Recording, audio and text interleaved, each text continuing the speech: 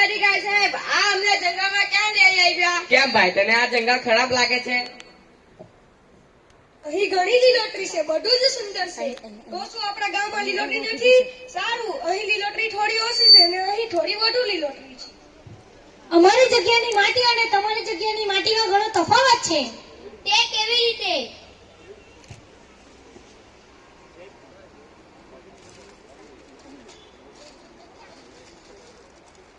પપ્પા, ભાઈ મારી ચિપ્સ ખાઈ ગયો. નાના, નાના, અત્યારે ખાધી હતી મેં ખાધી. હિરાલાલ, તમને બાળકોને બડે લઈ જવાની મનાઈ કરી હતી. ચબા ચૂપ કરાવો તે. શું કરું ભાઈ? માં નથી, લડશો નહીં, ત્યાં જઈને રમો. ઓફિસર સાહેબ, મને કહો કે અમારી હરિયાળી અને અહીંની હરિયાળીમાં શું તફાવત છે? તમે તેમાં રાસાયણિક ખાતર નાખીને જમીનને બગાડી છે અને તમે તેમાં જમીનમાં ઝેર નાખ્યું છે. હવે તમે ઝેર ખાઓ છો. આપણે બહારથી ચમકતા હોવા છતાં અંદરથી પકડ છે. તો સાહેબ, અહીંની માટી અવળી જ છે અને અમારી માટી ઝેર છે. તે સાચું કહ્યું. અહીંની માટીમાં અમૃત છે, કારણ કે તે પરંપરાગત અને કુદરતી રીતે કરવામાં આવે છે અને માત્ર સેન્દ્રિય ખાતરો નાખવામાં આવે છે અને પાણી પર ઝેર થઈ ગયું છે. પૃથ્વી માતાના દરેક અંગને રક્તસ્રાવ થઈ ગયું છે. અમે કેવી રીતે માની લઈએ? બંને માટી મારા પાસે છે. કહો તો તપાસ કરીએ. જો આ રીતે પ્લાસ્ટિક ફેંકશો તો જંગલની હરિયાળી પર ધીમે ધીમે ઓછી થશે. જંગલમાં ગીત સંગીત. ચાલો ભાઈ જઈએ, થોડું મનોરંજન થઈ જશે. ગાધા બાધા કેમ બંધ થઈ ગયા? અરે, એવું લાગે છે કે વીજળી ચમકી રહેશે. વરસાદ થવાનો છે.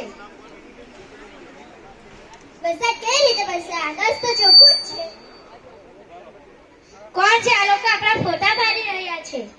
આપણા ફોટા શા માટે પાડી રહ્યા છે? તમે લોકો આ બધો કચરો તમારી સાથે લાવ્યા છો. તમે લોકોને જતા રહેજો. અમારી ધરતી માતા માટે શ્વાસ લેવો પણ મુશ્કેલ થઈ જશે.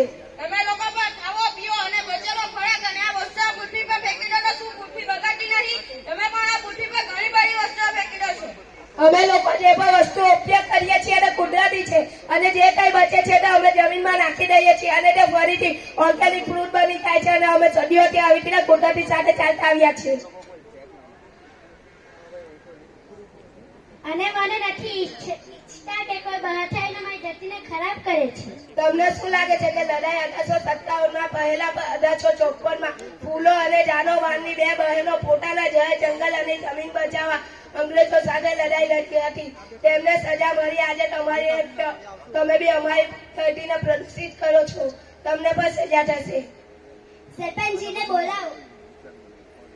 આ બધું શું ચાલી રહ્યું છે? લાગે છે ધરતી કંપ આવ્યો છે. પૃથ્વી જુજી રહી છે. હે દેવી માં, તમે કોણ છો? ડરશો નહીં. તમે જેની વાત કરી રહ્યા છો તે હું છું. હું તમને કંઈ કહેવા આવી છું. તમે લોકો રાસાયણિક ખોરાક અને જંતુનાશકોથી મારી માટીને જે રાખી રહ્યા છો, તમને લાગે છે કે એમાં મારું જ નુકસાન થશે. તમે પર્વતો કાપીને નદીઓની પાણીમાં ઝેર ભેળવો છો. તમને મારી પીડા મહેસૂસ થતી નથી. તમે મારા વિલાપ સમજી શકતા નથી. જ્યારે મારી માટી ઝેરી હશે તેમાંથી ઉત્પન્ન પણ થશે અને આવનારી પેઢીઓએ ઝેર ખાઈ નબળી પડી જશે. પૃથ્વી ઉજ્જવળ બની જશે. જંગલો અદ્રશ્ય થઈ જશે. ખેતરો સુકાઈ જશે. તમારી વચ્ચે લડવાનું બંધ કરો. મને બચાવો. મારું રક્ષણ કરો.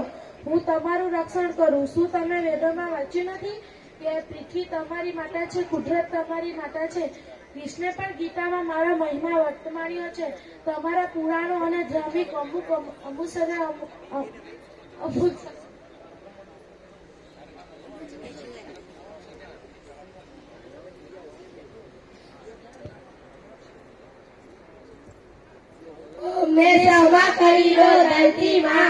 અમે વચન આપીએ છીએ કે અમારાથી બનતું બધું જ કરીશું.